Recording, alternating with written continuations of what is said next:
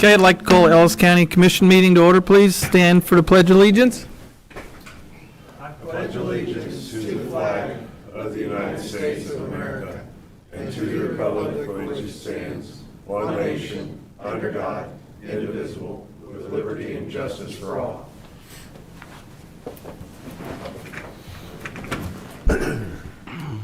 Okay, first I'd like to thank everyone for coming, and I know you all leave out, so everybody have a Merry Christmas and a Happy New Year. So, okay, if you can call roll, please, Bobby. Commissioner Nathan Liker. Here. Chair Neil Younger. Here. Commissioner Michael Burgess. Here. We have a quorum. Okay. Order of business stays the same. There will be 2 executive sessions. Prior minutes, commissioners. Minutes look good. Okay. The consent agenda. Good. Everything. Okay. I'll move to approve consent agenda items A through G. Second. Okay, we have a motion and a second. All those in favor say aye. Aye. Motion approved. Okay, any issues from persons not on the agenda? No? Okay. Okay. Okay, then the monthly departmental report. Anything, gentlemen? Look good. Okay. Okay, the county appraiser appointment, Darren. Morning, Commissioners. Darren Myers, County Administrator. One of the first items on your agenda today is the appointment of a new county appraiser. As the Commission is aware, Lisa Ree, the current county appraiser, who has served 33 years, she's hiding back there somewhere. She is retiring on December 23rd, right before Christmas, which is this weekend. And with that, we've had some meetings and some executive sessions to talk about the next appraiser for the county, and you have met with Eugene Rupp. So following some state guidelines and some statutes with the Property Valuation Division, the paperwork has been filed and sent to their office to confirm that Eugene Rupp has met the qualifications to become a county appraiser in the state of Kansas. So before you this morning is that consideration for your appointment as Eugene Rupp as the next county appraiser for Ellis County. And I believe both Eugene and Lisa was going to invite him up to the stand so we can probably congratulate both of them, hopefully. Okay. Yeah. Do you guys like to come up, please?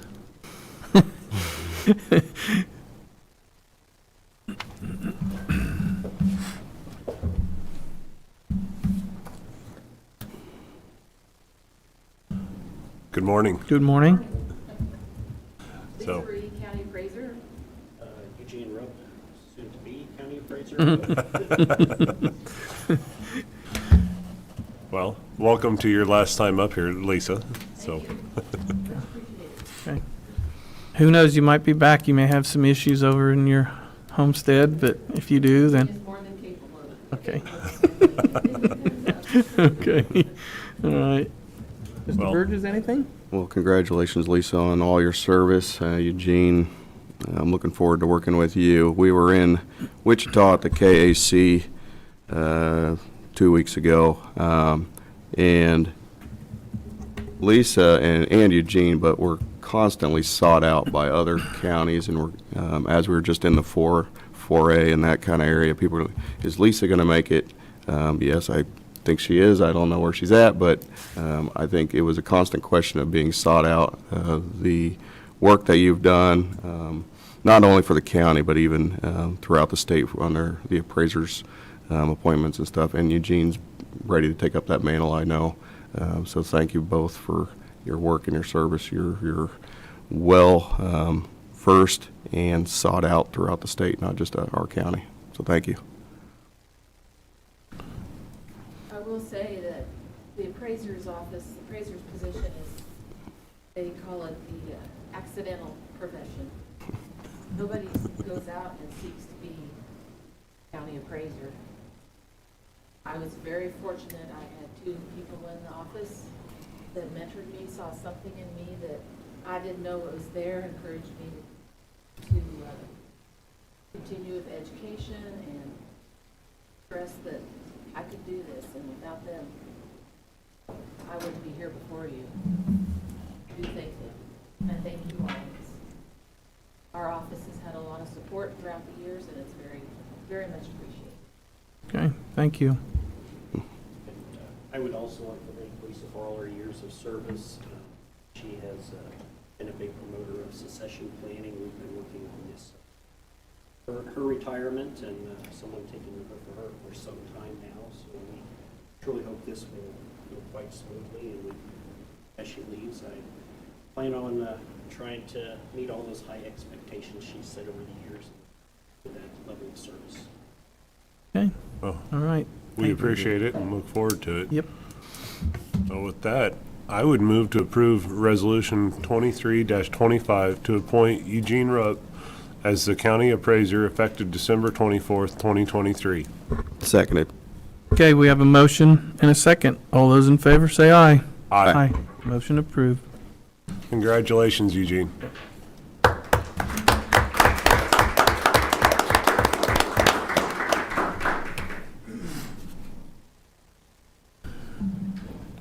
Okay, don't look like our representative is here. I don't see him. Okay. Next would be Tisa with Fort Hays State. Good morning.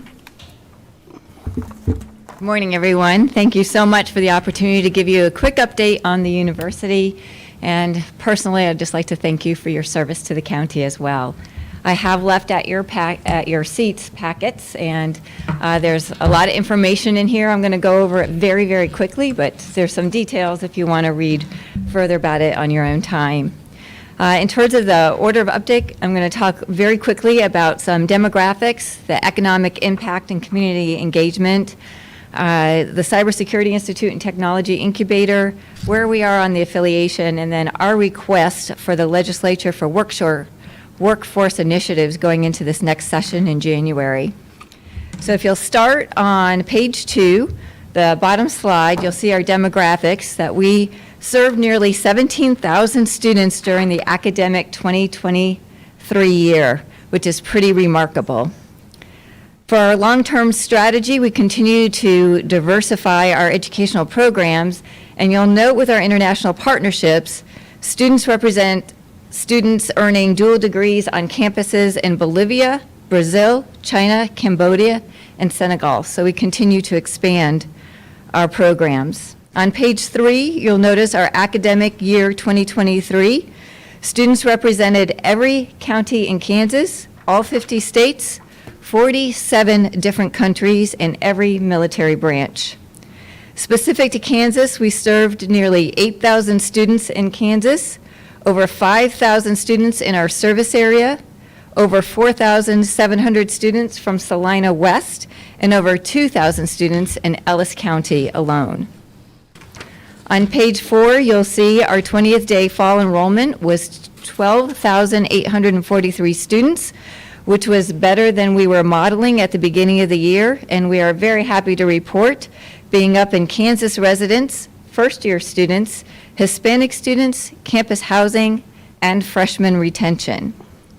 In terms of an economic impact and community engagement, on page 5, I believe you're pretty familiar with our economic impact study, and in fiscal year 2022, in Ellis County alone, our impact was estimated between $167.8 million and $239 million. On pages 6 and 7, you'll see that I've identified areas of engagement, noting about 43,000 visitors to Sternberg Museum. Last year, 86,000 visitors for athletics, and nearly 400,000 students, families, and visitors walked through our doors and into our Memorial Union last year. On pages 10 to 12, you'll see an update and an outline about our Cybersecurity Institute and Tech Incubator, and we are now serving students with free micro internships in cybersecurity for small and medium-sized businesses in our area. On the bottom of page 13, I'm going to talk a little bit about the affiliation. And again, we reference our why for the affiliation, and simply put, we want to help Western Kansas by no longer working in competition with our partner institutions or even simple cooperation, but to strategically join forces and work together to help students, businesses, and Western communities thrive. The affiliation structure on page 15 requires a governance transfer from the local tech boards to Fort Hays State University, with all three institutions maintaining their separate funding streams, Higher Learning Commission accreditations, and our federal EIN and Department of Education numbers. In terms of the timeline, all three governing boards approved the enabling legislation and documentation unanimously. During the last legislative session, it passed with only one no vote.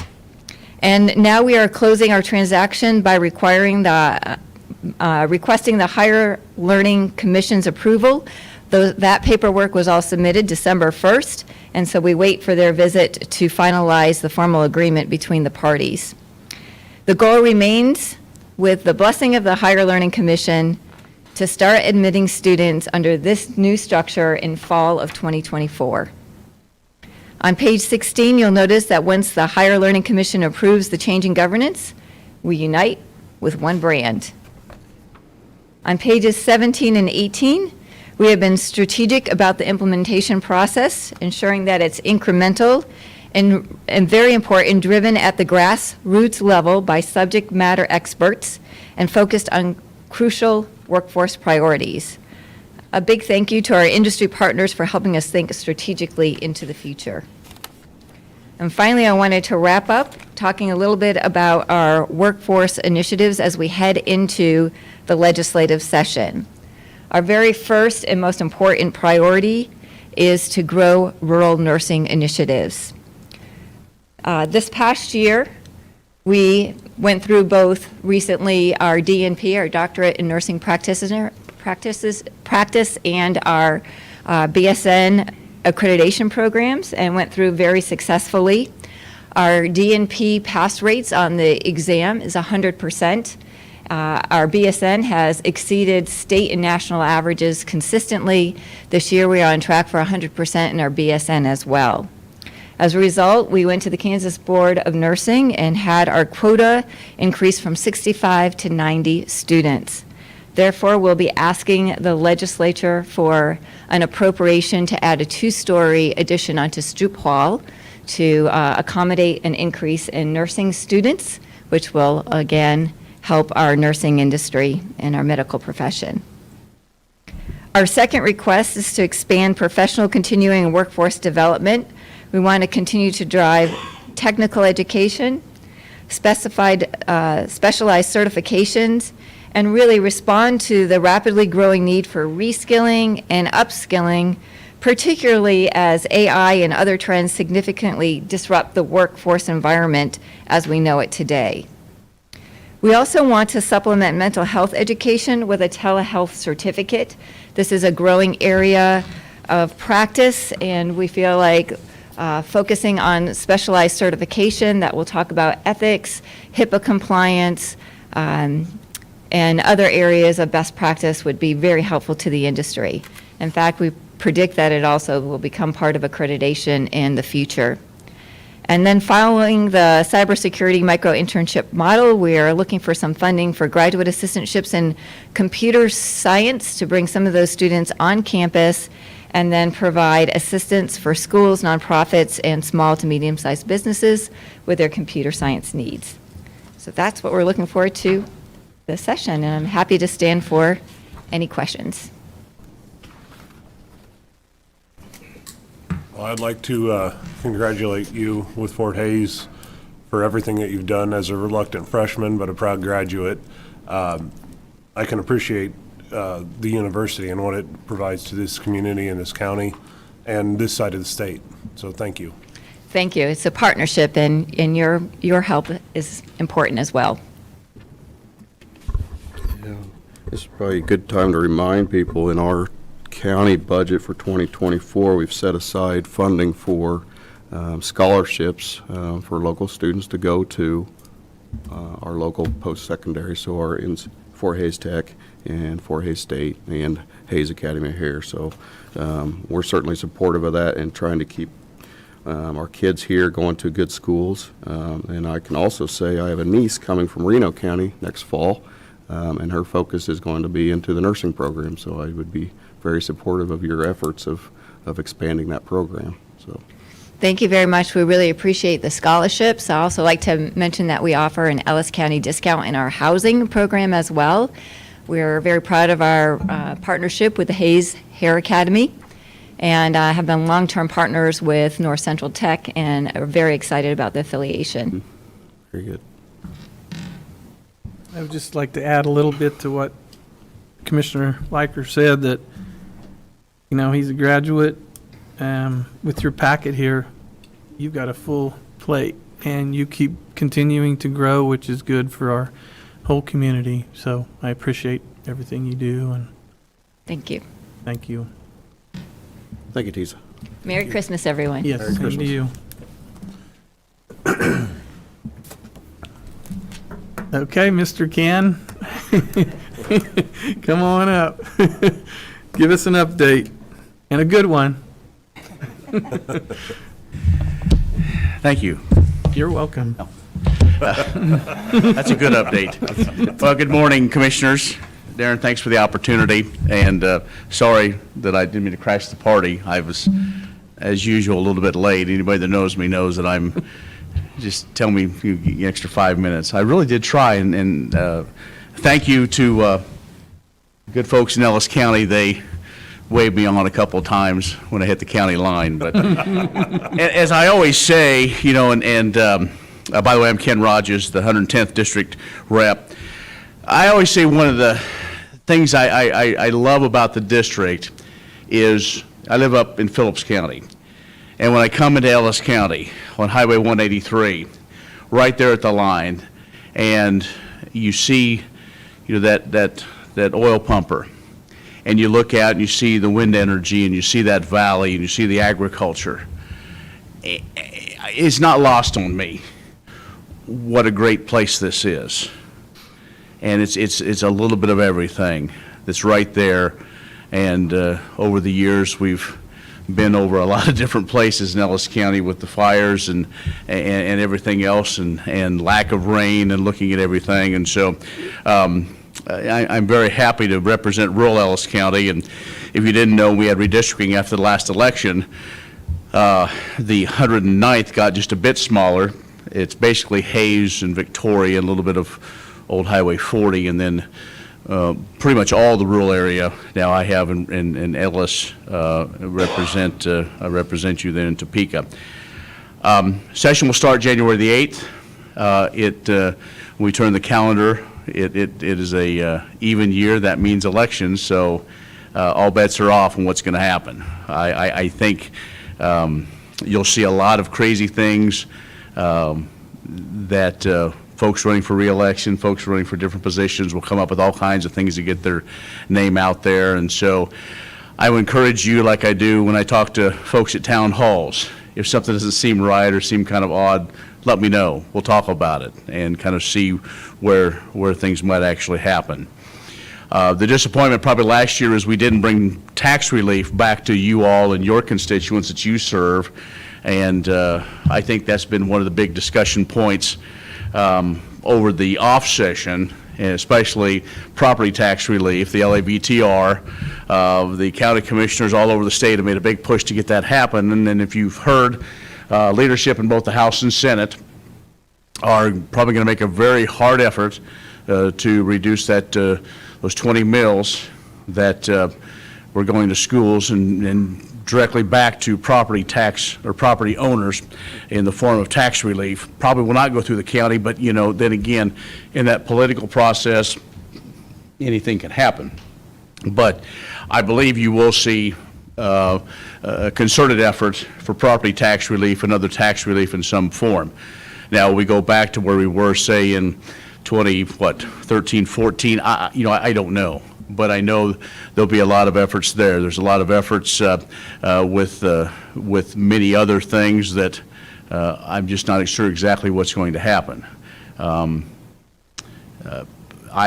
have fortunate enough to chair the Agriculture Committee. We don't have a huge agenda, but obviously one that's been in the news a lot is the foreign ownership of land here in Kansas. And primarily what influence China has on purchasing land in Kansas. The way we have found, working with our friends at K-State, is that ownership is very limited. That doesn't mean, though, we should not be aware of it. We worked on a bill last year in the Agriculture Committee that's sitting there, and we will continue to review that and see what happens. The majority of foreign ownership of land are those that have those long-term leases on wind and alternative energy. So there's a lot of discussion, and I think the Senate will be doing a lot of work on that as well. I also serve on Appropriations Committee, which is a good one, especially those of us west of Salina, to be on, because everybody comes before you, and you might be able to hold sway, if you will, in making sure that Western Kansas gets their fair share. From the federal programs over the last few years, the way the structure was, I and some of my fellow colleagues believe that Western Kansas put forth good efforts, but for some reason did not receive what we consider a share of the dollars to help in economic development or other situations. The other committee I do serve on, I work very closely with Dr. Mason. I'm past chair of higher education and still serve on that committee, and realizing the importance and the role that Fort Hays plays in all of Western Kansas, very strongly supportive of the affiliation. My son is a graduate of North Central in the welding program, and know that works very well together, and Ben and his crew in Goodland do a great job as well. So. With that, really, I just wanted to, I guess, get my marching orders of, I'll do the best I can, but, I have a little bum knee, so I may not completely walk full in step, but I'll take your questions or comments, yes. Well, I would be remiss to ask, being on the Agriculture Committee, a big topic that's been talked about that's very dear to this area is water. Mm-hmm. So where are you seeing the direction with the state go for water rights, water issuance, and water usage? I thought maybe you wouldn't ask that, but the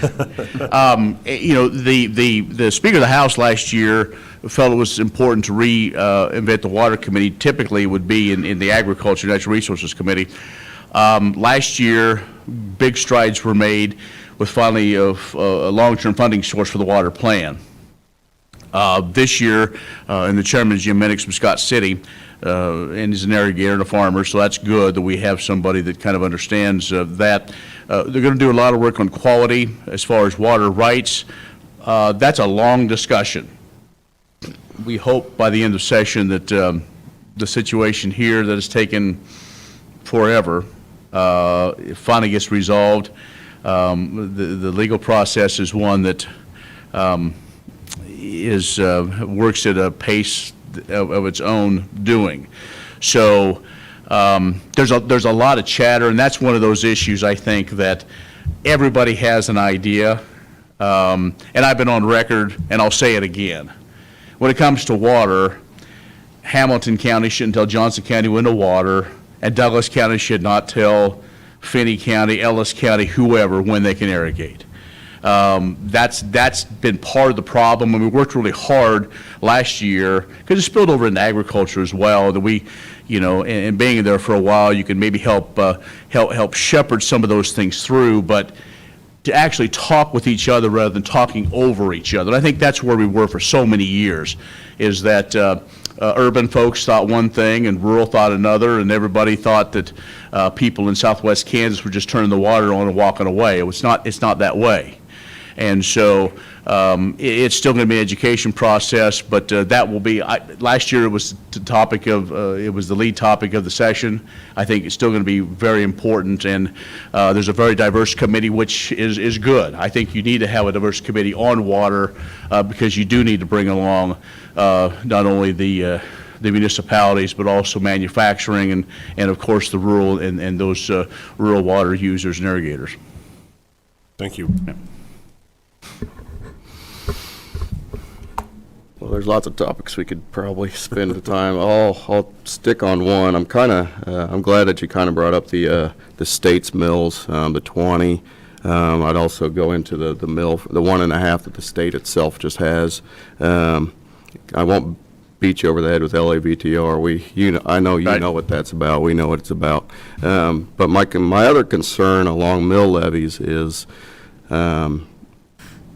just, I guess, the rhetoric a little bit from state legislators and state senators that your local representatives aren't doing what they can for property tax reduction. And so that's why I'm glad that you kind of said, hey, the state probably needs to look at theirs a little bit. I'm not telling you that it needs to be lowered. I'm glad you're looking at it because I have my Ellis County property taxes here, and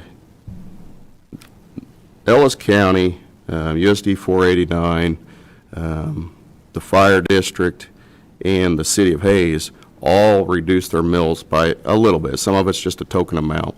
And that's not necessarily unique. I have property taxes in other counties, and looking at their tax statements, those counties and school districts and hospital districts also lowered their mills somewhat.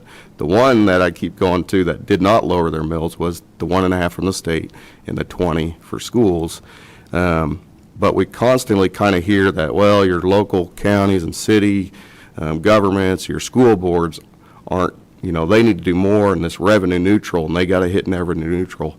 And I just think that handcuffs them too much. And so that's kind of my, I guess, request to you is just not to be a part of that and understand that your local representatives do their best to do the budgets and try to hit. Sometimes they have to exceed the mill levy, but I think they are pretty consistently across the board cognizant that the mill levy is the one that you have to, they try to lower it if they can, maybe not, but that's kind of what I worry about from the legislation side is forcing counties or cities to be on revenue neutral instead of making decisions here at our county seats. So. And I understand that, I can appreciate that, and I know there's a talk of capping, property tax or at what, 4% or whatever. I don't know if that has the votes to do it. I think many times, it's easy to talk, the locals because the majority of that property tax is raised on the local level. Right.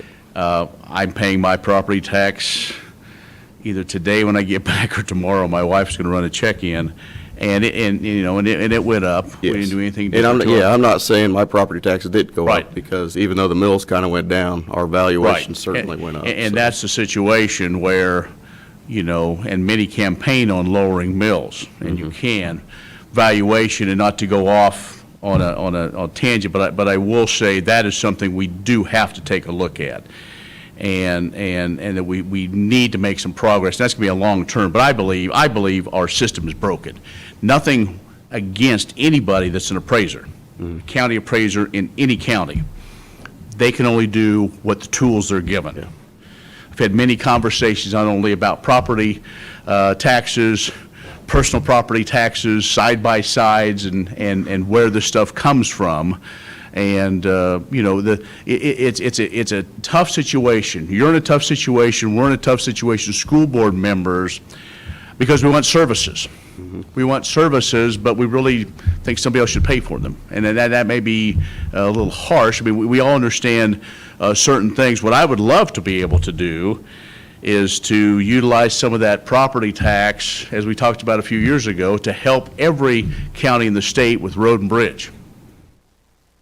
We are so thankful for the 1.5 inches of rain we received in Phillips County a couple days ago, but I could barely get home. I slid home. I'm a mile off the highway. It shouldn't be that way. You should have a cap on the road, but we don't have the money. Any county, every county is the same way. And so, but anyway, I appreciate that, and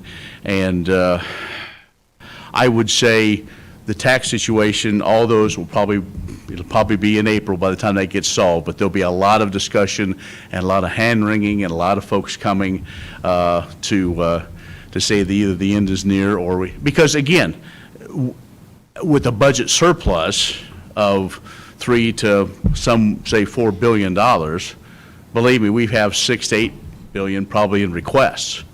Well, it's just a $500 million. I mean, you've got, and I mean, it's every one, and so you have to look at all of those, and whether you add programs or enhance programs, it's very difficult to add any sort of program because, you know, we keep hearing, we heard that a recession was coming in the fourth quarter. Well, here we are just about over the fourth quarter. People I talk to, now maybe the second quarter here in our area. And so what does that mean? Will it be soft or hard?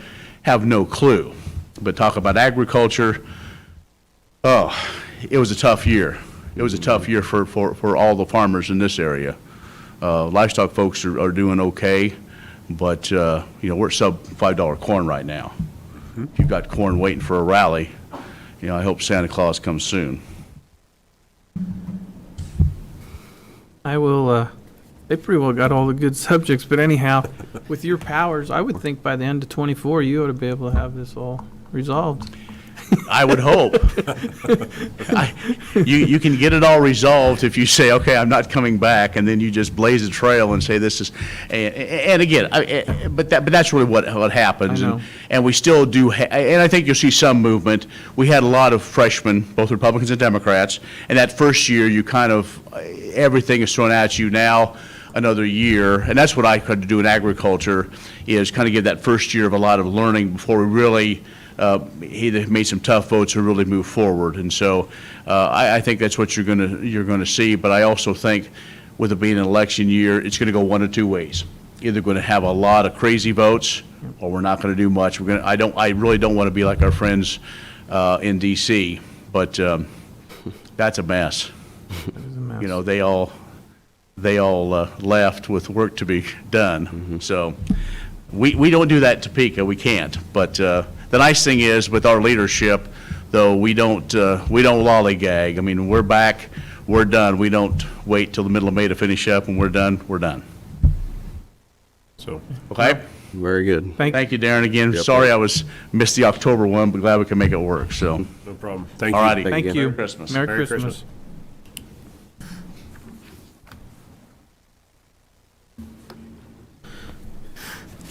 Okay, the Buckeye Wind Farm donation, Lyle? Good morning, Commissioners. Lyle Pantel, Ellis County Emergency Manager, Assistant Fire Chief. Here to just give you a brief update on a donation that we're going to receive from Buckeye Wind Energy. They've been gracious this year, as in past years, to help coordinate training events at their facilities, usually at one of their turbines, for fire, EMS, and law enforcement personnel, to help get them trained up for what we might expect at an incident at their facility. Thankfully, we haven't had any incidents at their facilities that I'm aware of. So for the time being, it's just training. This year, due to unforeseen circumstances, we weren't able to get together as a group, but they still did perform an exercise in-house, which it sounds like was very beneficial to their personnel, and we look forward to next year's event. Another form of their generosity is precipitates itself in the form of a donation, which almost seems to be an annual thing now. Hopefully it will continue, but we are very gracious for the money they do provide to us. We've used the money in the past to purchase wildland firefighting protective gear, this year being no different. We've used it to purchase wildland firefighting helmets, which are considerably lighter than our standard structural firefighting helmets, probably up to 1/8 of the weight. So on long incidents, bouncing around in the back of a truck or on a catwalk trying to extinguish fire, your neck can get pretty tired and fatigued, and that just leads to a wealth of other issues when we're on the fire ground. So reducing that fatigue is of utmost importance. Today we have Chase Polifka is representing Buckeye Wind Energy, and I'll let him speak if he has anything to say. Good morning. Good morning. Chase Polifka, Buckeye Wind. Just wanted to say thank you for the Ellis County Emergency Services for all the cooperation with the trainings and exercises and everything that they do, and just, continue the partnership. Well, we appreciate the partnership and what you do up there. Yeah. Thank you. Okay, thank you. Cool. Thank you. Picture. Okay. You want these up there? Yeah, if you guys like it.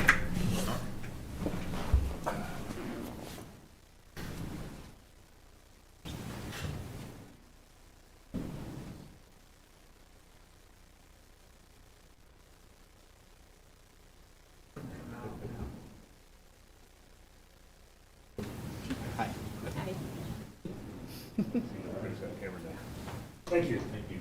Thank you. Thank you, guys.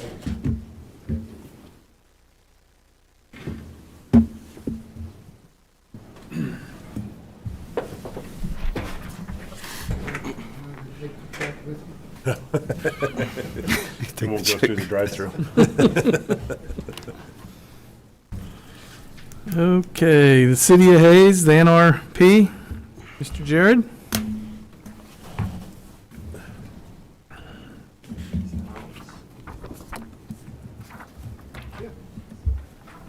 Thank you. Thank you. Thank you.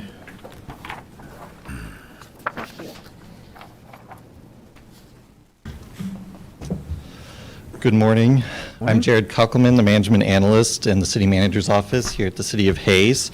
I'm here this morning to talk to you about a Neighborhood Revitalization Plan, or NRP, expansion. So a little bit of background first.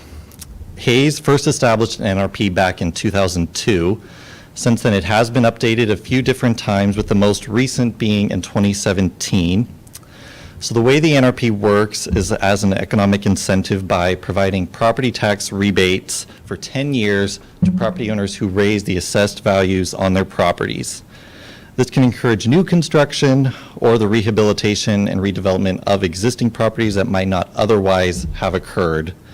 As the NRP is currently structured, residential properties are required to make a minimum $25,000 investment, while commercial properties are required to invest a minimum of $50,000 to receive the rebates.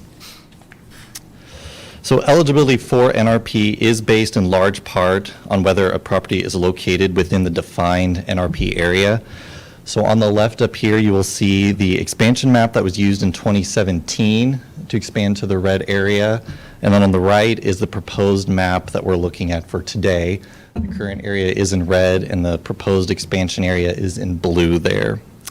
State statute calls for NRP eligible properties to meet certain criteria, and one criteria is age. So the proposed map has been drawn to capture many properties that are located throughout the city that are currently about 50 years old or are approaching that age.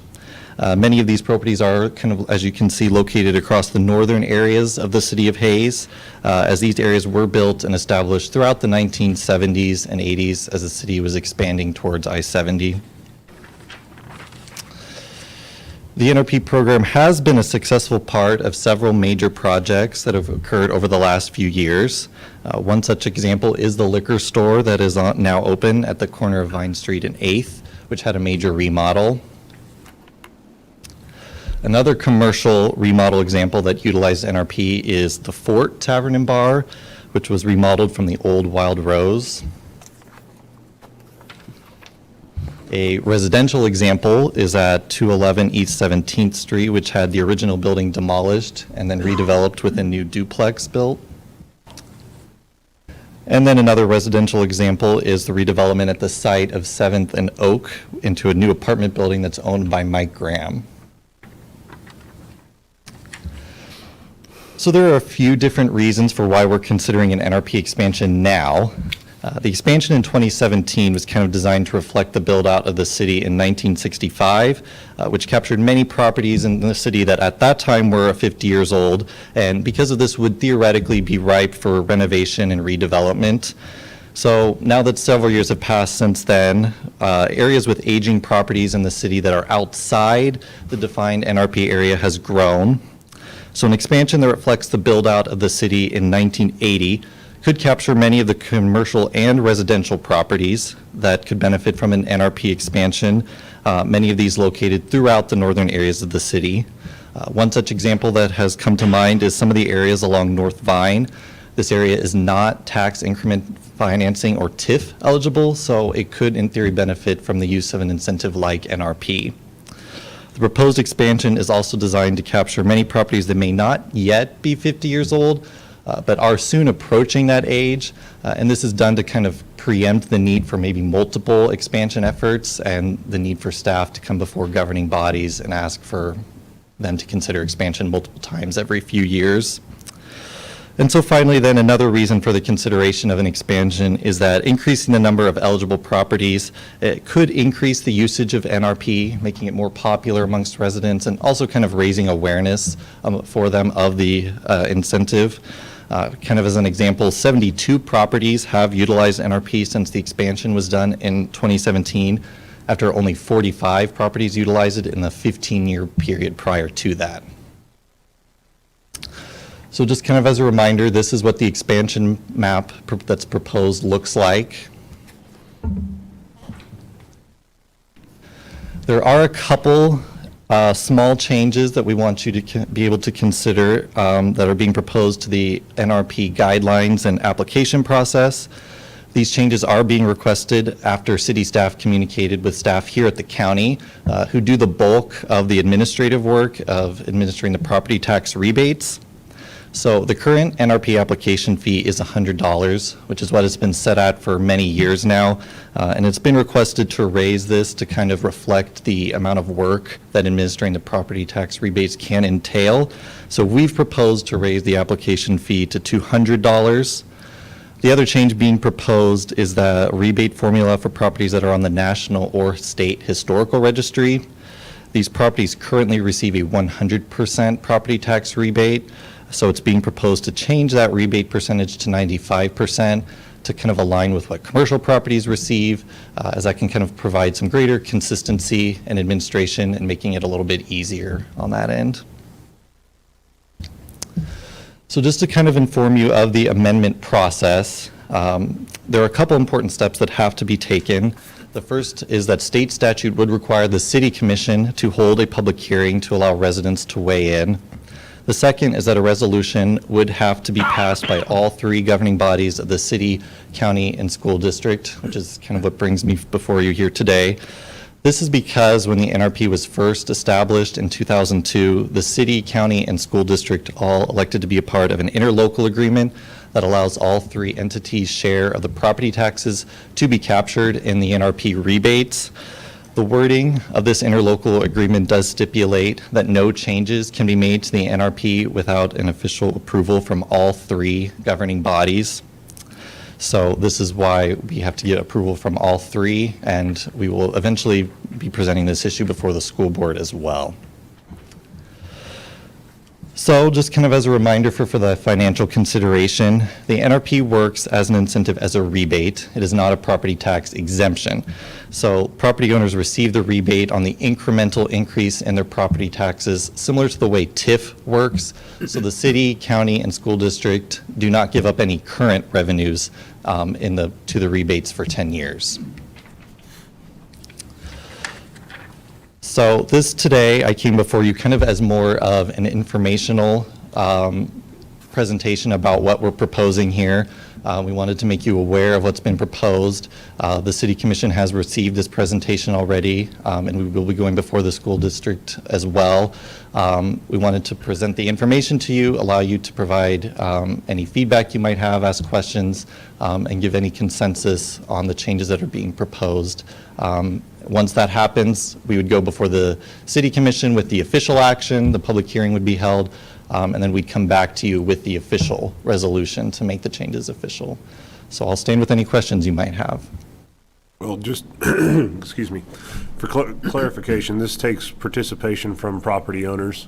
This is not some incentive that would be given without their knowledge. Correct. Property owners have to apply. There's an application process. It's pretty short and easy, but property owners do contact our usually city staff in planning and development, receive those applications, they process them, and then send it on to the county staff to make the property tax rebates official. But yes, property owners have to be made aware, which is kind of hopefully expansion can help raise awareness. City staff are always trying to encourage residents who might benefit from this sort of incentive to be willing to apply and take advantage of it. Thank you. I think you got the feedback you wanted from our county, from the appraisers with the application fee and the rebate stuff. So I think as far as feedback, I think you got it from the county. I'd be supportive of a resolution, so I don't really have anything else to say. I would also, the expansion is nice, gives a little more opportunity for everyone in our community, so I like that. That's the hope. So, thank you. Thank you, We Jared. will communicate with Darren about when we're ready to bring the official action before you, and we'll get on that. Okay. All right. Thank you. Thank you.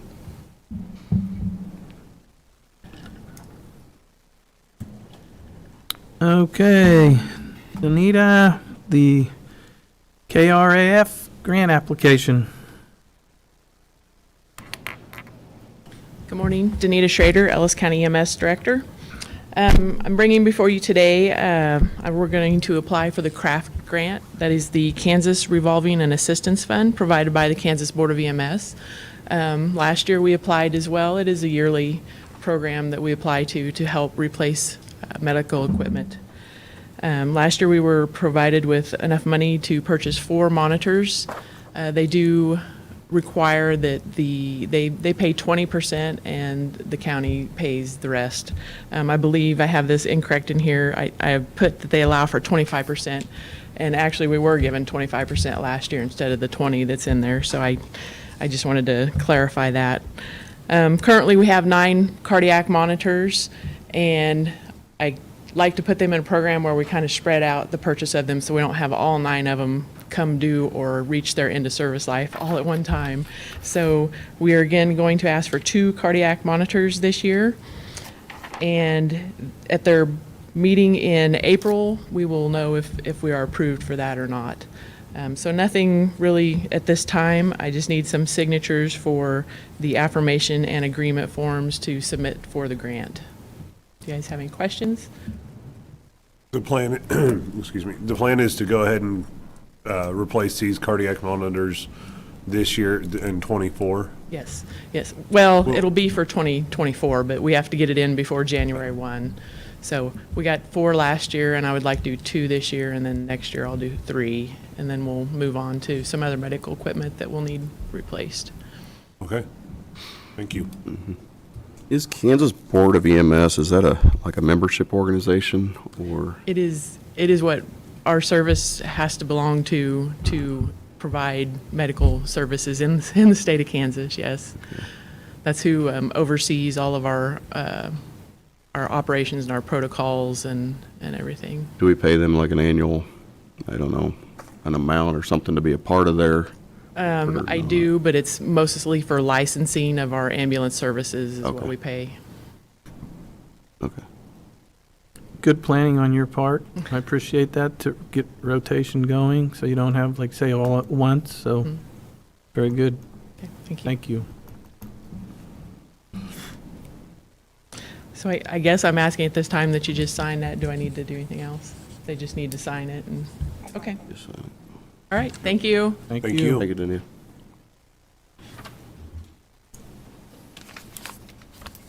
Okay, Brandon, on the vehicle repairs?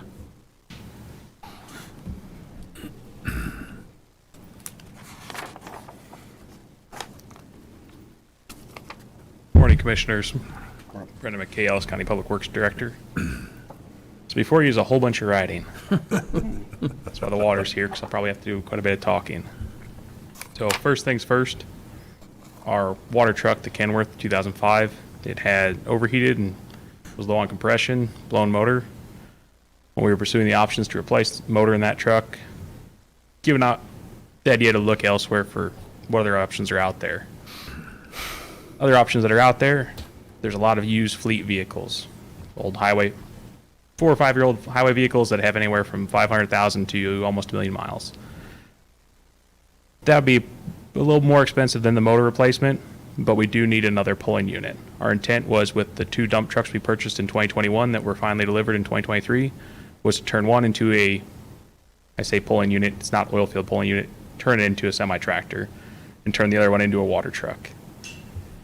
Instead of replacing the motor in that water truck that is blown, we'll use that one for parts, to build out one of those water trucks. And then the one that we were going to turn into a semi-tractor, we would turn that one also into a water truck.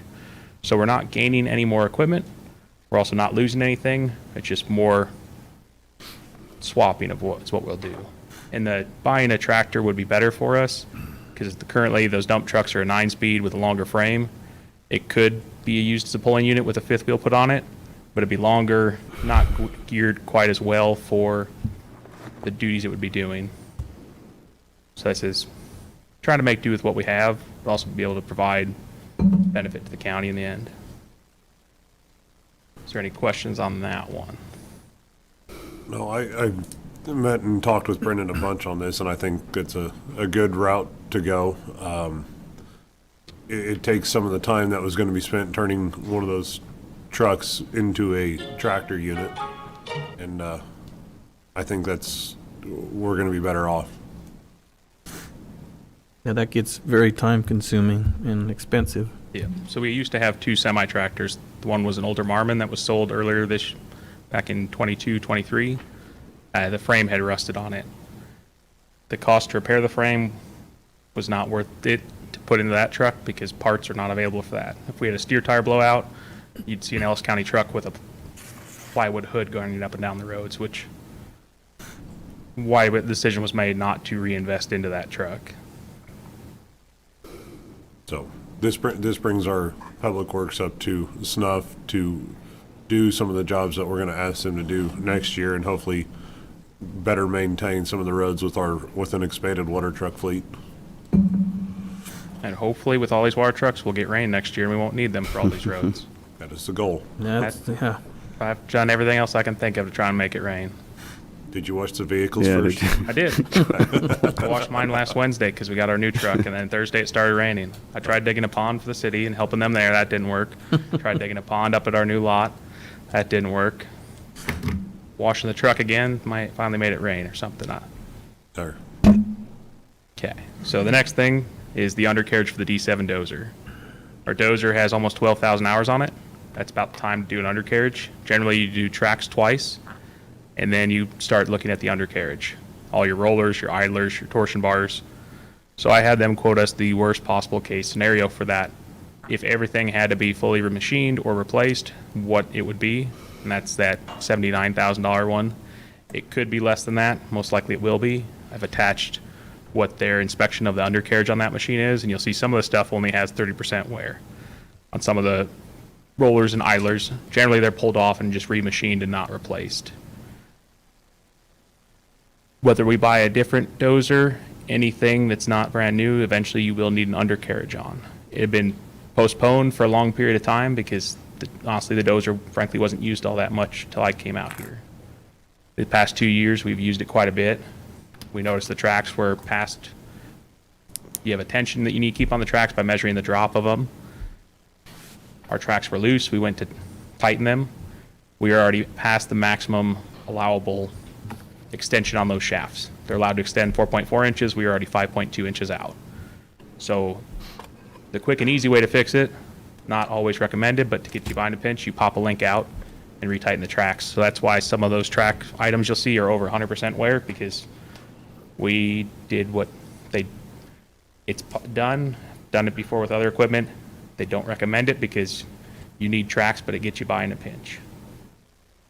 So with this leftover funds that we have at the end of this year, now is the best time to move forward with replacing the undercarriage if the commission would like us to keep having access to a dozer, which I would strongly recommend what we do. Yeah. Any discussion? I have none. We've allotted expanded funds for Public Works for next year for increased road projects, and we're going to need the equipment up to snuff to take care of it. Yeah. I've got the same feeling that why have it just sit there with a pile of iron? We may as well fix it and utilize it. So I'm supportive of that. We need the equipment to do what we need to do for our roads. And All righty. Then, do you have any question on that one, Michael? All right. Lastly, when we went to do our repairs to Ellis Avenue a little over a year ago, we got postponed 2 weeks, and in those 2 weeks, a 10,000 acre grass fire blew through there, and unfortunately, our equipment was parked alongside the road. And we ended up losing our pad foot roller in that fire. It wasn't budgeted to replace that year. We needed one though, so we went used, just with what was out there. Found a machine, had the service record verified through Caterpillar. It checked out, pulled the samples, they checked good. We purchased a machine. Shortly after we had it, it started burning coolant, excessive amounts of coolant. The motor needs to be replaced. Talking with their technicians, they've replaced the motors on similar machines. They've rebuilt the motors. They said if everything is perfect, everything goes right, the cost to rebuild the motor, you'll be the same amount to replace it. They recommend replacing the motor rather than rebuilding, because if something doesn't go exactly right in the rebuild process, you could be more expensive to rebuild the motor than it would be to put a new remanufactured motor in there. And as well as that, they will do the PM4 service on the machine. We're going to need it for Ellis Avenue. We need it for when we do bridges and culvert repair to pack in those areas. It does burn coolant now. We've been monitoring it, using it sparingly when we had to, but now would be the time to replace the motor in the machine so we can keep using it. The motor will that take place in our shop with their techs, or will that be shipped out? Most likely it will go to one of their facilities, either Colby or Salina or Great Bend office, Okay. where they have access to all of their tools, and that way it's not one of their mobile techs. Right. And then the new engine, would that have some sort of warranty on that? Yes. I left that paperwork at home, sorry, or at the office, sorry. There it is again. We're planning a lot of work, a lot of roads, whatever. We need it. And like I say, I was interested too in what kind of warranty comes with it. So if you can look that up sometime, Will do, get sir. back with us on that, please. Yeah. So just so the public's kind of clear and I'm clear on this, it's coming out of the 2023 budget. We're Yes. just going to, so last week we talked about transfer of equipment reserves from whatever, from the budget, transferring that over to reserve. So what we're doing here with all these requests is we just aren't going to, so I'm pulling up here, it looks like 433,000 Public Works was going to be transferred. But what we're going to end up doing here is just not transferring as much. So we're not, these aren't emergency, or you're not asking for emergency money to go over budget or anything. We're still under budget. Correct. We're just not going to end up transferring as much. Well, Sort of. So when we first started with those budget estimates, to where we came up with 75% or 400 and some $1,000, we started off with a budget estimate of, I believe, about 1.2 million that the Public Works was at least projected to be under budget. And then we took a lot of these, not all of them because it was done several weeks ago, but we took most of these purchase orders into account, and we took that 1.1 million minus the purchase orders, with left the amount, and then 75% of that. So we should still be somewhat close to that same amount. It'll probably be reduced a little bit because we didn't have that full stack of purchase orders filled out yet, but it'll probably be a little bit less than that $400,000 amount. And that 1.1 figure was not because we didn't do work. We had the drought, so a lot of equipment was idled over the summer. The guys were out working on culverts, not running their equipment. So we didn't burn as much fuel. Fuel did not go as high as it was projected. It was still high, but with the numbers we had received for what 2023 was looking like when I did my budget back in the spring of 22, it was projected to be much higher than I had budgeted for. And then we also had personnel not here most of the year, and then the aggregate we used for asphalt was just in this last round of POs because we were waiting to get confirmation to see. Fortunately, rock is not always rock. What makes good rock for asphalt aggregate, fortunately, we don't have any sources of out here in western Kansas, so we've been exploring options to get it railed in, hauled in from eastern side, from Colorado, from Oklahoma, from Texas, Missouri. So we've purchased the rock that we had reused this year. Ideally, we have the rock on hand for the next year's asphalt creation, so it can be made earlier in the year and put out. So that's why it went down from 1.1 quite a bit. to account for those expenditures and these repairs. Okay. Anything else? Okay. Well, with that, I'll move to approve PO number 7789 for the purchase of a 2018 Freightliner Cascadia truck. PO number 7775 for the replacement undercarriage of the D7 dozer. And PO number 7776 for the replacement of the motor on the Padfoot roller. Second. Okay, we have a motion and a second. All those in favor say aye. Aye. Motion approved. Thank you very Okay, much. Thank you. Thank you, Brandon. Brandon, while you're up here, how's the roads coming? Because I've been getting a lot of compliments / when are you getting to my spot? So I've heard of both, so Yep. just so the public knows. So we've had this moisture. I've had staff come in on the weekends. They've been starting earlier, working through lunch and staying later with the light to try and get over all the miles that they can.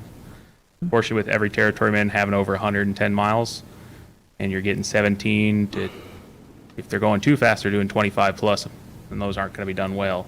So it's going to take them time to get over everything, and then we've halted bringing spot patching, let the guys cover as many miles as they can, and then we'll return back to spot patching. Okay. All right. Very good. Thank you. Thank you.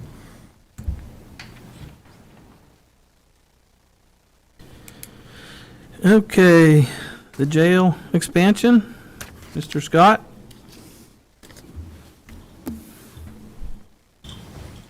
Good morning, Commissioner. Scott Brown, Ellis County Sheriff. Dustin is lieutenant of the jail, and I asked him to be here in case there's a question I can't answer. I'm pretty sure I can answer him, but that is his area of expertise. So before we get started on the two proposals, I think we need to talk a little background so you guys can have a better educated decision on that. So every month you receive our numbers for our jail. Some of those months you'll see that we're showing housing of 65 within our facility and maybe 8 out of county is what you're seeing. And the paperwork shows that we have a 72-bed facility, and that is correct. But what I would like you guys to understand, as well as the public, because I'm pretty sure we will all get phone calls in regards to this, is that the reason that occurs is because we have people that are in jail for a reason, whether they be a witness and they can't be with another party, whether they misbehave, so there's some, we have to lock them down in a cell to ensure that we have some discipline action that can be taken on them. There's a variety of reasons as to, for that. Our cells, the 72 beds, have 2 bunks in each one. So when we have to put one person in each one, we already lose 1 bunk. So our numbers consistently for the last 3 months have been anywhere from 18 out of county to today, which is 11 out of county. What we also have to take into account every week is, do we go pick up 5 and bring them back to only haul them back out of county because we're coming up on a weekend? Now, with that said, I will tell you that our courts do an amazing job to work with us. Court services, the same. Corrections, our local law enforcement, whether it's on a state, federal, or local, they help us out a lot in the sense that if they can long form things, that means arrest them, may have them mugged and printed, but they don't book them into jail, that they will file charges later, the county attorney will. And I left the county attorney out, and that is a very, very important piece of how many people we have within our jail. They routinely work with us. They have on more than one occasion, I don't have enough hands or toes and fingers to count how many times they've helped us with medical nightmares within our facility, have helped us get those people put with corrections or court services, being monitored, and get them out of our facility to save money for us.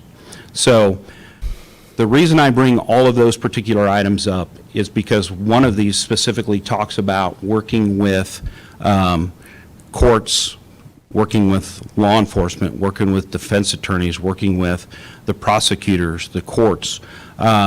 Those items are being addressed right now. including High Plains Mental Health, which I hadn't spoke about yet.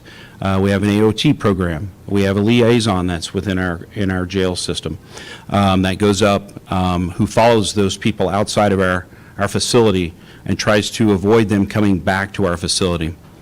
I believe that part of the reason our numbers are so high is because COVID stopped people from being arrested to some extent. Only the most serious ones were put in our facility. We continue to have those violators, and the courts are saying there's got to be some consequences. And so that is occurring.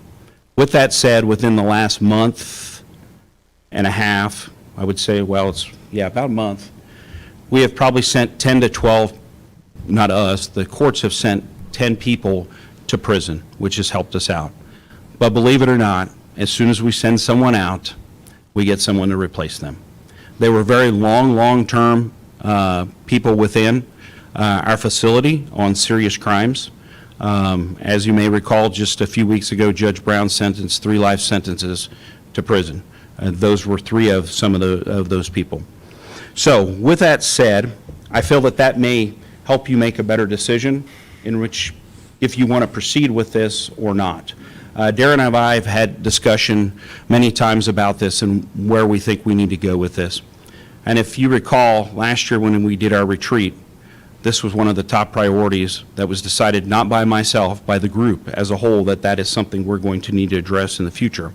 And so when this came up on the Hayes Post yesterday, I got a little nervous because I know that the public is going to pay close attention to this, and they should. But whether we do it here within our facility and do this study, regardless, we're going to be paying for inmates. Whether we're going to give our money to Rooks County and Graham County and Ford County and maybe Thomas County, or whether we try to keep some of that within ours, it's hundreds of thousands of dollars that we spend taking care of our inmates. Because it's not just the housing, it's the transports, it's the vehicle that we need, it's the staff that we're sending to and fro to pick them up. And on top of that, it increases our liability anytime we have to hit the road, because something can happen. So, with that said, I guess the easiest way to do this is we have 2 proposals. There's several areas and these proposals were for Justice Planners, LLC. This came as a recommendation, as stated within the agenda item, was we had contacted Saline County. I also had reached out to another consultant.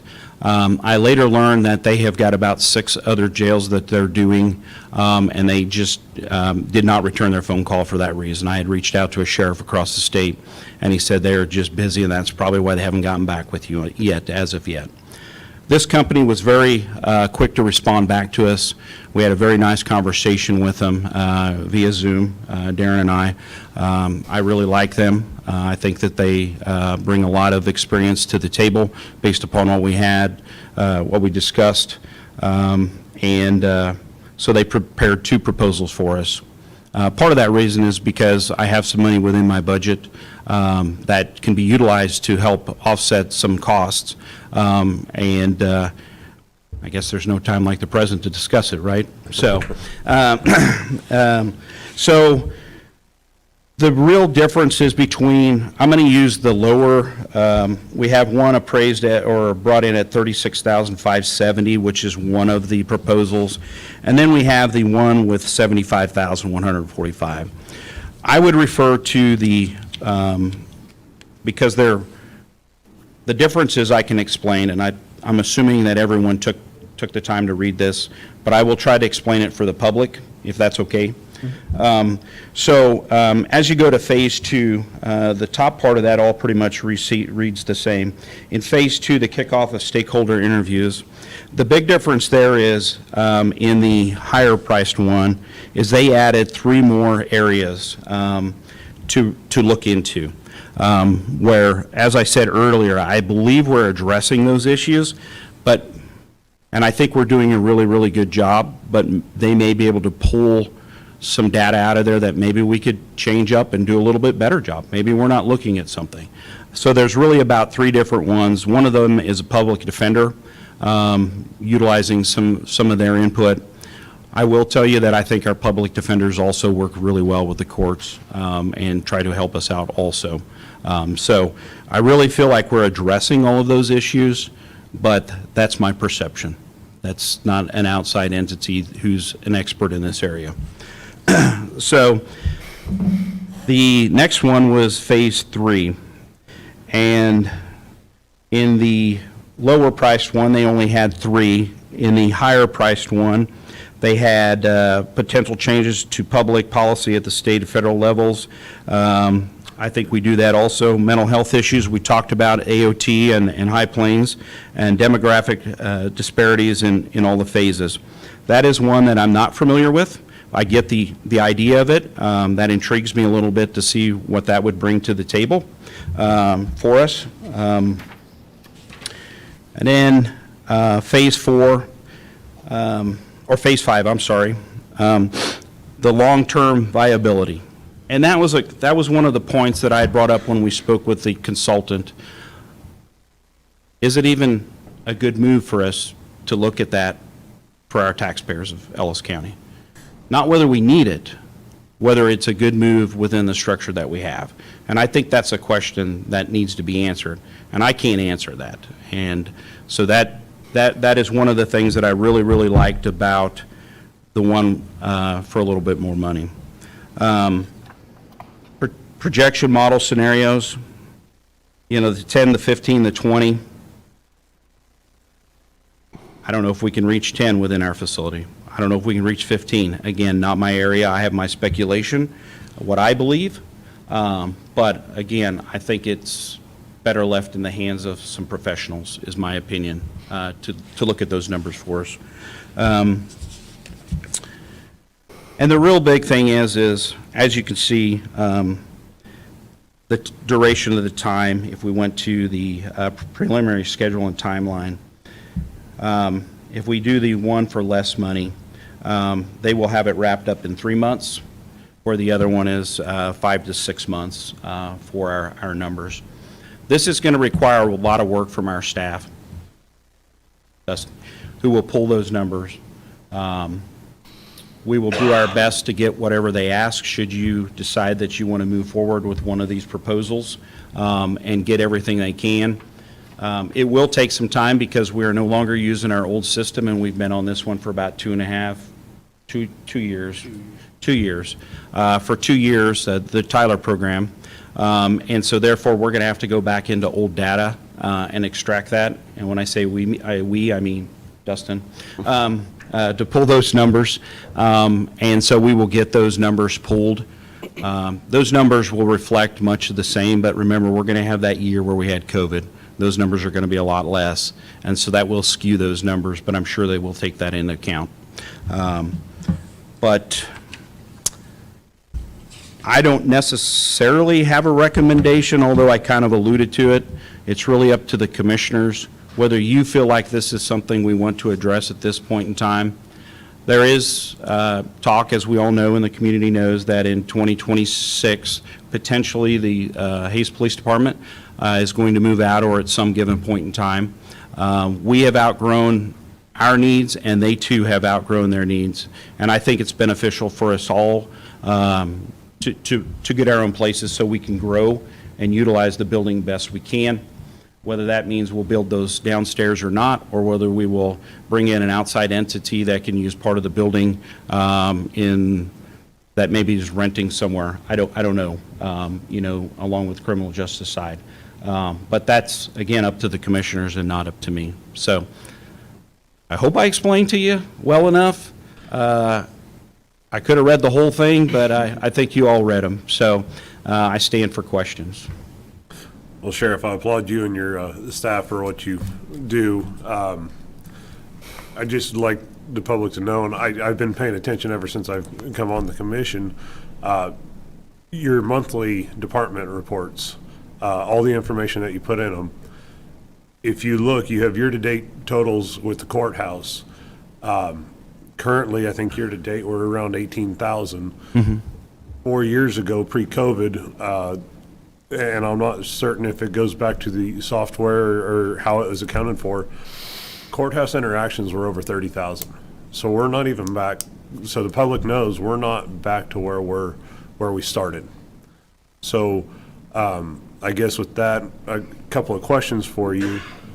You alluded to the people who are incarcerated in our jail system currently. These are the people who need to be there. Yes. Yes. Would you say the average inmate is, for better or worse terms, getting worse? The level of them? We have had more homicides within Ellis County within the last few years than we've ever had that I can recall. In regards to getting worse, getting better, I think it's a roller coaster. I think it's, we're still dealing with drugs. Those are not going away. We're putting people in jail for drugs, and that's where they need to be because, believe it or not, besides they're going to have to support their habit, so what do? They commit other crimes, and so they need to be there, and sometimes they're violent crimes. We also have DUIs. Courts are able to sentence someone to our jail for a year. Actually, it can be longer than that now. That changed a number of years ago to 2 years, I believe, can be held in there. And so we actually have one within our jail right now that is in there for a DUI because they've committed multiple DUIs, and the courts are like, you're not learning, we've tried to work with you, there's got to be consequences. And so we have a variety of people within our facility.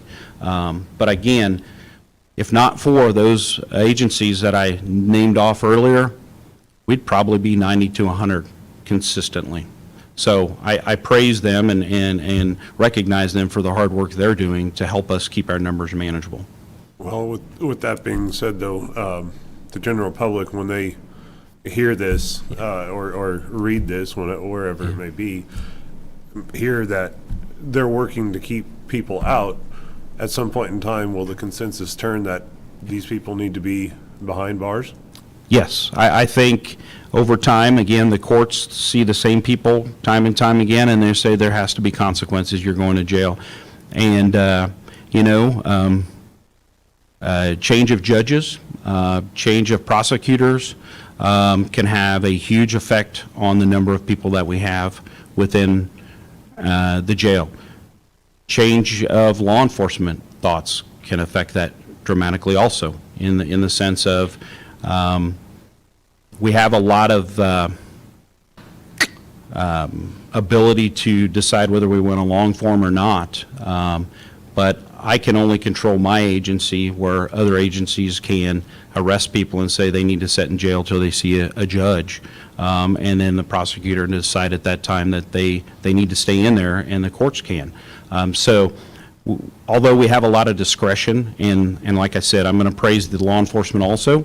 They do a great job for us, but at some given point in time, people need to be put in jail and be held accountable for their actions, which the courts decide that. Okay. Thank you.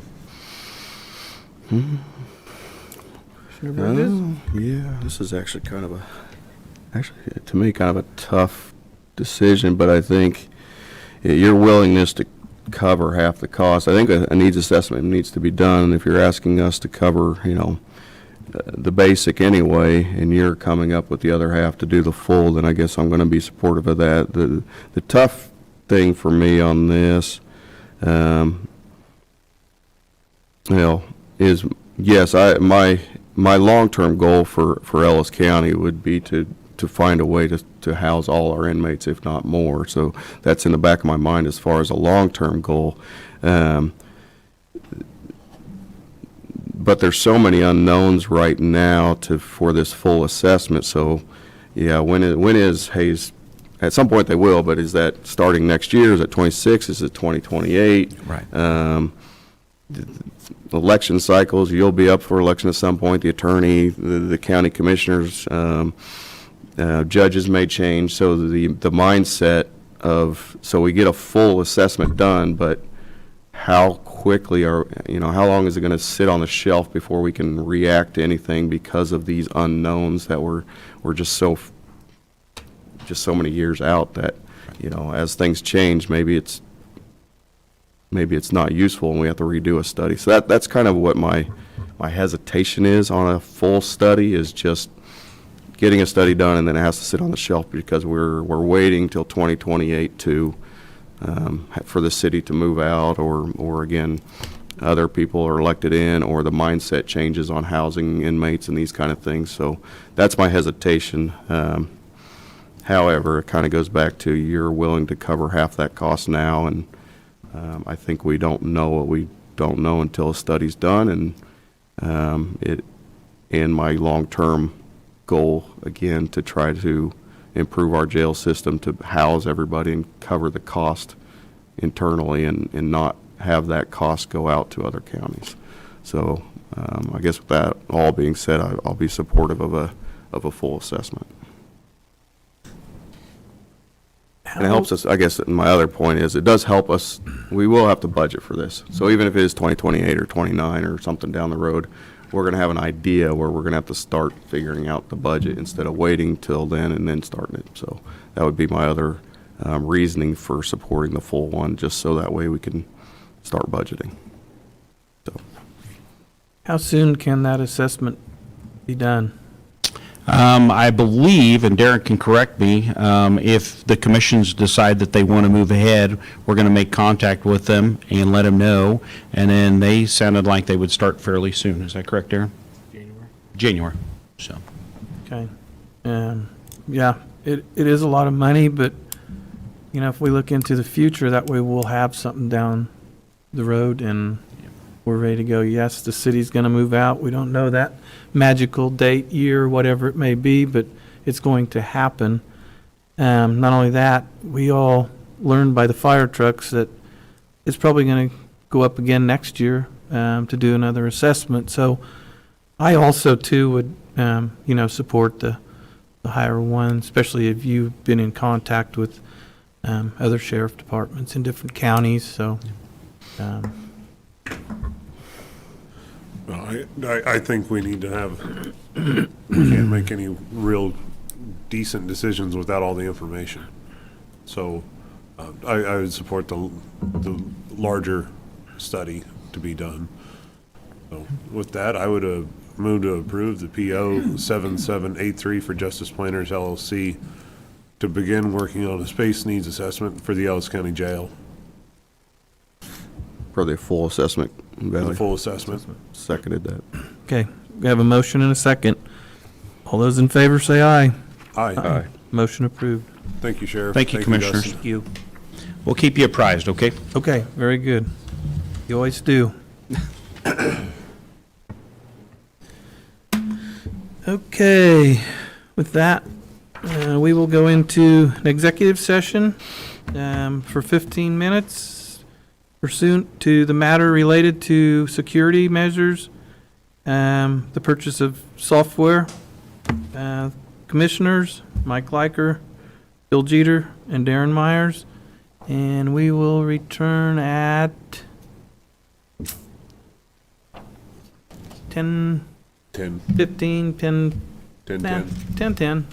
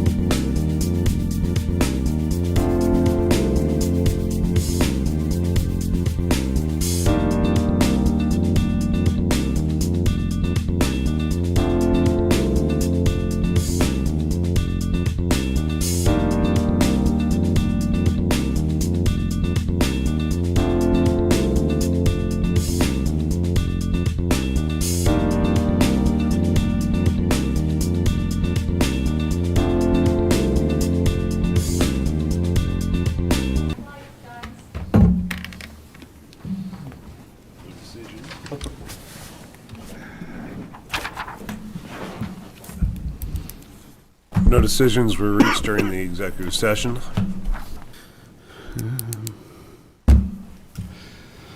We'll resume at 10:11. 10:11, yep. Okay. Okay, Mr. Mike Mike. Leiker. I'm Mike Leiker, the IT Director for Ellis County. I have two proposals for you today. The first one is for access control systems consolidation and upgrade. We have a PO to upgrade all of the access control systems in the amount of $50,750. That will be funded through various fund sources, IT capital budget for $25,000. There's the clerk and the register of deeds. Each will fund $4,182.66 respectively for additions to their office. And the remaining balance I am proposing to be paid out of commissioner contingency for the amount of $17,384.68. And this would allow IT to upgrade the access control system software and add hardware for those three doors that I mentioned.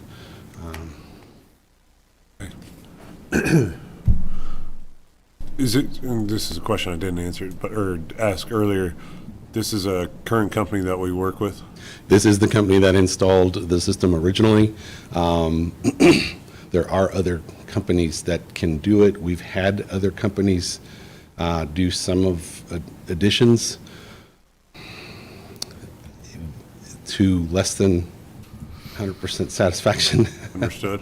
So I would ask that we stick with Bankers Security because they know our system, they built it, and I'm confident that they could do the upgrade to 100% satisfaction. Okay. Oh?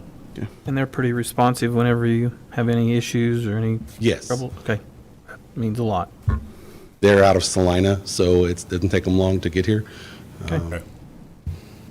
Mr. Burgess? Yep, no question. I'll move to approve PO 7798 to Bankers Security to upgrade the access control systems. I'll second that. Okay, we have a motion and a second. All those in favor say aye. Aye. Motion approved. Thank you. Thank you. The second proposal is to upgrade a cybersecurity solution subscription. It's actually a renewal, it's not an upgrade. I have a PO for the amount of $59,400. That's for a 3-year subscription. And this will provide cybersecurity protection for all of Ellis County networks. Mike, is this a cost that comes out all at once, or is this prorated every year for the next 3 years? It's all at once. Pay up front for a 3-year subscription. We won't pay again until 2020. 7? Yeah, 7, 6, the end of 6. Okay. Okay. Yep, that's good, because if not, they'll just do what everybody else is doing, raising it up. Right. Get it right at the beginning. I'll move to approve PO 7797, Two Trees Technologies for the renewal of cybersecurity solution, 3-year subscription renewal. I'll second that. Okay, we have a motion and a second. All those in favor say aye. Aye. Motion approved. Thank you, Mike. Thanks, Mike. you. Appreciate it. Merry Christmas. Merry Christmas. Merry Christmas. Okay, resolution 2325, lease purchase, 6. 25, I'm sorry. 326. 2325, lease purchase update. Darren?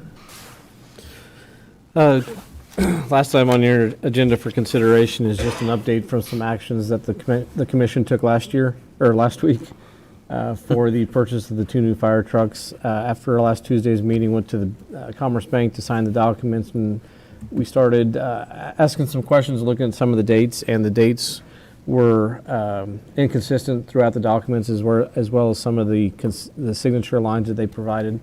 So with that, I have a new stack of documents that need to be signed, and also the resolution from the county commission with some updated signature lines on that for the commission to sign.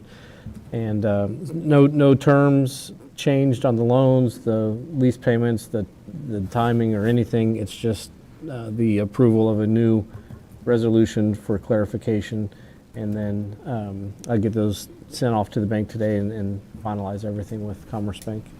Okay. I have no questions on it. I'll move to approve the resolution 23-26 and allow the county administrator to sign the updated Commerce Bank document. Second it. Okay. Okay. Or whoever. We have a motion and a second. All those in favor say aye. Aye. Motion approved. Thanks, Darren. Okay, county administrator report. 2 quick things. First, I wanted to thank the county commission for allowing us to have the employee appreciation holiday dinner on Saturday night out of the fairgrounds. It was very well attended, and I think it was a good time for all. We had over 200 people. And like I say, I just wanted to appreciate the commission for allowing the funds to purchase the meat and the food and the raffle prizes for the employees. So thanks for that. And the next item is just a reminder, if you can make it, here at 11 o'clock, Senator Moran has invited the commission to meet him at the opening of the VA clinic just north of Applebee's there for the grand opening of that new VA clinic, if you can make it. Other than that, that's all I got. Okay. County commission reports? Anyone? I'd echo Darren. I was at the holiday dinner party for county employees, and it was a great time. Thank you to Darren and Rusty for all the work on the food. It was excellent. So I just want to wish everybody there in the county as employees or those people watching Merry Christmas and a Happy New Year. I serve on the High Plains Mental Health Board, and we had a meeting Thursday night. And they asked all counties to make one more announcement. So after 45 years, Walt Hill has retired from High Plains Mental Health. We approved a new executive director. His name is Craig Poe. He's coming from his career. He's coming from Pawnee Mental Health over in Manhattan, but he grew up and lived in Oakley. So he's coming back to Western Kansas, bringing 3 kids with him to take this position. So we want to welcome him. And then I want to, in a way, apologize to the county employees. I did not make the dinner Saturday night. I certainly intended to. I wanted to show my appreciation for all the work they do. I got hung up at a youth wrestling tournament that drug on and on, if anybody knows how those things go. I planned to be out of there by 5 to get back here and didn't get home till 10. So, but just know that all the work the county does, the employees, is appreciated on my part. Thank you. Okay, I also want to thank everybody that was involved. That takes a lot of work and a lot of cooperation and planning. We did also receive a letter from HR, and I'll just read that. Thank you for providing and approval funding for the Ellis County holiday party. The planning group did such a great job with the food, prizes, entertainment. It was an enjoyable night, being able to socialize with our coworkers outside of the normal work setting. Also, there was a lot of our employees that come up to me and were thanking me and what a good job that we're doing, and they were very appreciative of this, and very good that all our employees could interact with each other that night. And I got to see a lot of new faces, and very good planning and very good food, and everybody had a good time. A lot of kiddos there, so they had a good time. So I'm sure they'll be pulling on mom and dad's shirt tail next year to go again. So look forward to another one. And that's all I have. Okay, with that being said, we will move to an executive session for 5 minutes pursuant to the county client privilege exception, legal consultation, Mr. Bill Jeter, Darren Myers, and 3 commissioners. So we will be back at 10, let's just go to 10:30.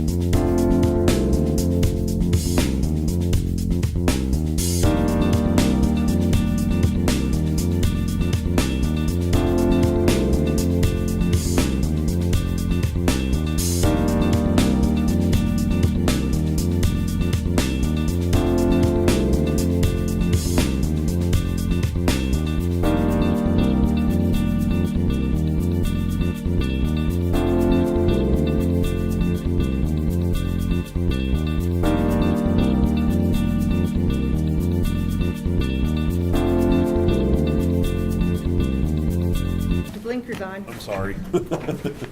Blowing blinker fluid.